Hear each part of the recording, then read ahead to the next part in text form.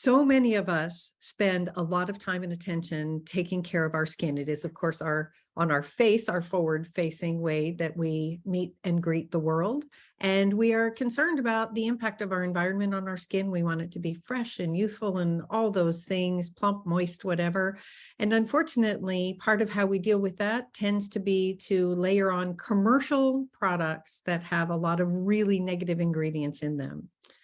It turns out there are some natural options, and I'm not talking natural in the funny way, doesn't mean anything, truly natural options. And I'm so excited to talk with my guest today, Matthew Stillman. And he has a really unique product that's absolutely wonderful. I've been using it myself. I love it. And so I'm going to tell you a little bit about Matthew, and then we're going to dive into the conversation. Matthew Stillman has a bachelor's degree in comparative literature from SUNY Genesco. After a lifelong study and practice with aspects of Eastern and Western spiritual practice and discipline and many years of deep engagement with long-form improvisational comedy, he started his creative approaches, service, and consultancy on the streets of New York, helping people look at whatever is burdening them in new ways. The producer of The End of Poverty, a feature-length documentary about the origins of poverty and why it persists in a world with so much wealth, premiered at the Cannes Film Festival and won the Director's Choice Commendation. Matthew has spoken at the UN 4 times about his film. He started a skincare company, Primal Derma, where he attempts to reclaim some older forgotten trails of how people made a deep connection between health of place, animals, and humans to make a spot in the world that you belong to a bit more deeply. Matthew is a lifelong New Yorker, a lover of language, culture, and is a practitioner of bigger questions and wondering aloud and sitting in mystery. He is currently a student of the Orphan Wisdom School. Matthew, thank you so much for being here. Thank you for inviting me, Mira.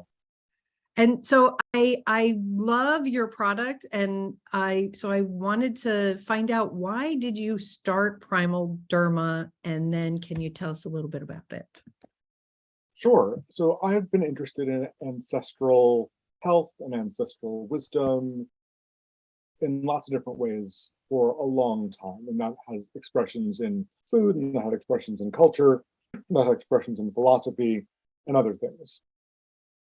And I had for a long time worked on cultivating relationships with farmers who I wanted to support because of appreciating the way that they were going with their way in the world. And I thought that was an important thing to have. And that was more than just going to farmers markets, though it was going to farmers markets, but really trying to, if they were willing to, have me over at their farm so I could learn and try to do all the appropriate courtships of that. Of course, that wasn't for every farmer, but where it was appropriate.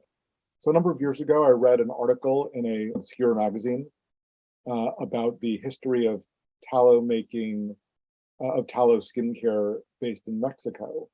And as I read the article, I thought, oh, I knew about this generally, but I didn't know about the Mexican history in particular. And the article had anthropology, and it had history, and it had chemistry. These were all things that I thought was really great.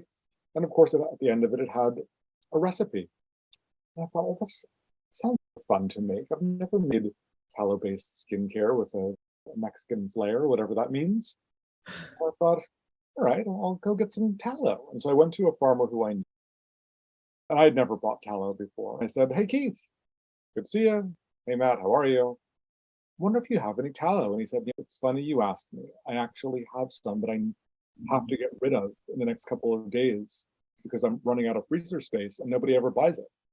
And so legally, I have to throw it away, either burn it or chuck it in a particular way for USDA reasons.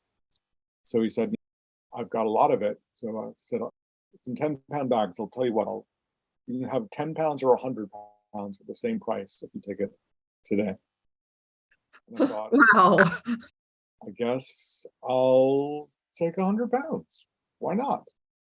Not knowing, being a Jewish New Yorker, hey, it's a deal. Like, I'll take it. So I struggled taking it home. But I'd been to his farm, and I knew that he had an absolutely impeccable way of dealing with his cattle and his land. And I was really impressed by it. And he was kind enough to have invited me up to his farm once. And I spent a day there. And so I took this stuff home and I started with the recipe. I processed my first tallow in all the ways that you're supposed to. And I made my first batch of this recipe, and I thought it was absolutely gross. I thought in every way it was gross, from the smell to the texture, all of it. And of course, I got the ingredients, the other things that were needed. But at this point, I had 95 pounds of tallow left. So it's going to take a long time to cook through if I render each of it. So maybe I should try to figure this out again just to see. And I futzed and I reprocessed, and I got it to a place where I liked it. And I thought it was working well. At that time, I was really involved with CrossFit, which I don't do now, but I did at the time. And those CrossFit types were really into paleo, and all of us did lots of barbelly things, and so our hands were all torn up.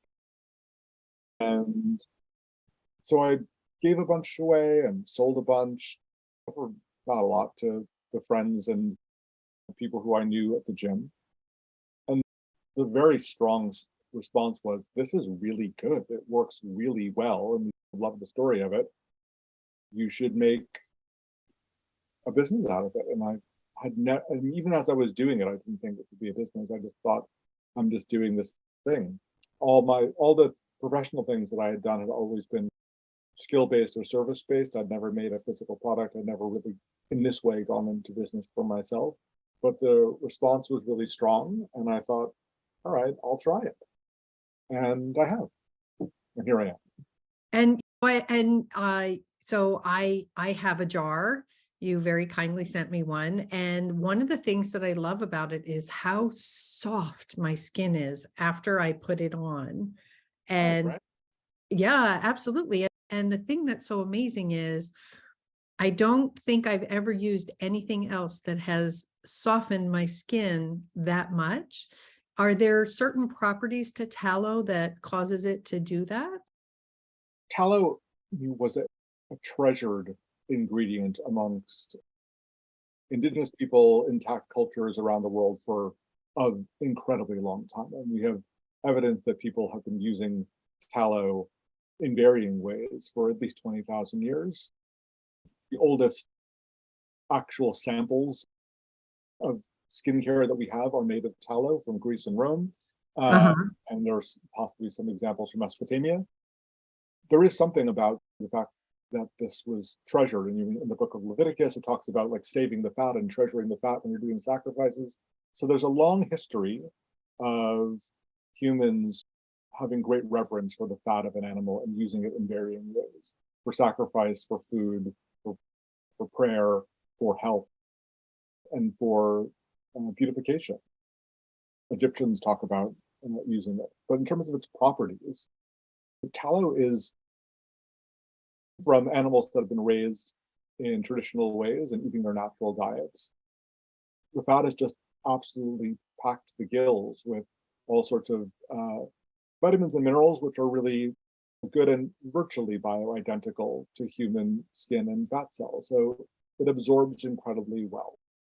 So that's really why. So a healthy animal has lots of good stuff in it. And if you're I have no bone to pick with plant-based skincares, but if you have, there are plenty of good ones.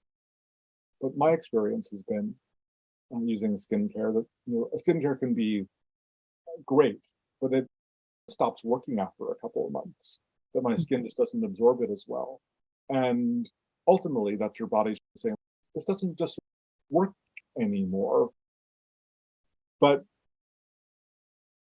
I can't say I know all the specifics about it, in terms of what's happening in the Krebs cycle that makes your skin do one thing or another. But broadly, skincare has a lifetime that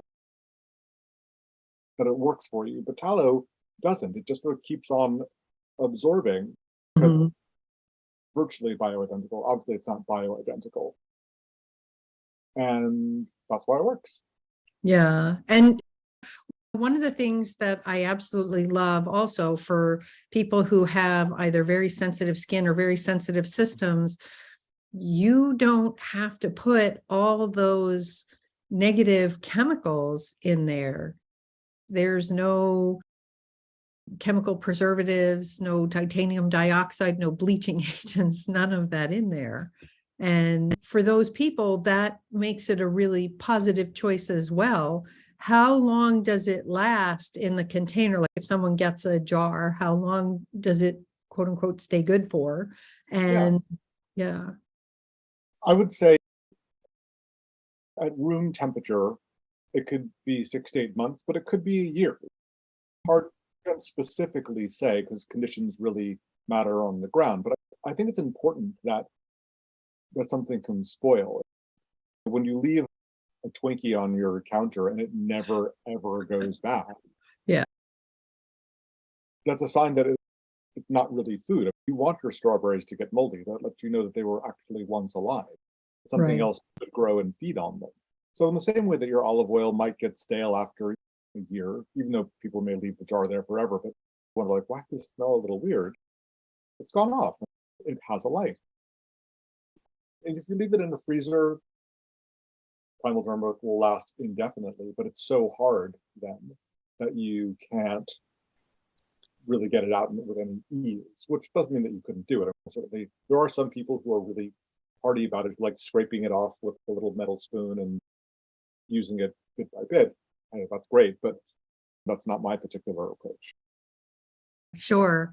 And so when you're creating this, explain for us the process of what it takes to take like raw tallow and turn it into this. I get tallow from a few different sources from different farms. Some have it processed for me, some it's raw, and it just depends on when that's available because it's not like these were living animals, and so it's not like there's just like an unlimited tap to say I get it when I want. These farmers have slaughters at particular moments, and so if farmer X doesn't have it, farmer Y might, and I certainly do my best to have good supplies. But I take all these chunks of fat and I cut the sinew off of it, cut anything that looks like meat or flesh or blood spots off of it. Without making too much of a deal of it, try to cut it into smaller pieces. And then I will simmer that, maybe a quarter of that being, I'll add water to it so that it actually starts to dissolve and so it doesn't burn. And cook that for, let's just say, a long time. Agitate that in lots of different ways.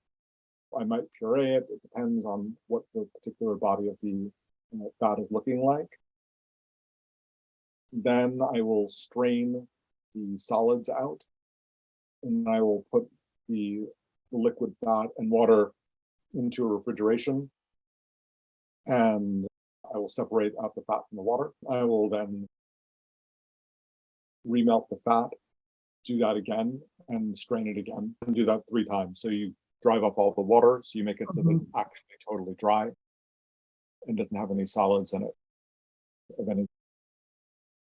So it's a bit of a process. It's not, I don't even know if I could get tallow at my farmer's market, but, and I love, by the way, I absolutely love the fact that this is such a respectful way to use the animal, because there's a lot of talk about nose to tail, but that typically includes using the organs and that sort of thing. There's not as much talk about using the tallow. And so I love that this is a way to make sure that we're honoring that animal that has been slaughtered so that it can provide. Yeah, it's one part of the process. I mean, of course, I can't do all of it. This is the one part that I can try to tend to, try to speak to. But I do think that it's important to try to do as much beauty making as we can in the world, and that grief and love of life go together. And so the fact that I'm trying to, I don't know, lift that up when it's part of the process that we don't want to really hear about. We're happy for the meat, but don't want to hear about the slaughter or the things that are easy to, like, okay, cut off a steak, no problem, but the fat takes work. Yeah. So I think that's I've got the mandatory part of the cost. If I can make it beautiful by speaking about it with some beauty, Yeah. not to cover it up, but what's going on, but these things are linked and kin and for that. That just sounds so interesting. And like I said, I certainly have my jar. And the other thing that I will mention is it doesn't take a lot. Like it spreads really once you warm it up, because it is solid. Once I kind of have to hold it between my hands a little bit to get it to melt, but like it does not take much. So a jar lasts a very long time. A little goes a Um, long way. yeah. And so if someone wanted to connect with you, if they wanted to get their own Primal Derma, where would they find you online? Go to primalderma.com and they can buy as much as they would like, and I'd be happy to send it to you. I do all the manufacturing myself in my home. I have 4 freezers in my basement here in New York City. I will get your order. I will fulfill it myself. I'll take it to the post office. I'll write a little note to you on the side of it, thanking you for your willingness to support the little venture. I will pack it in compostable cardboard packing material, and it'll be on its way. And then in the following week, you'll receive weekly updates from me in my newsletter, which are about history and culture and grief and lost folk pathways and reclaimed ones and beauty making in the world. That Yeah. sounds really lovely.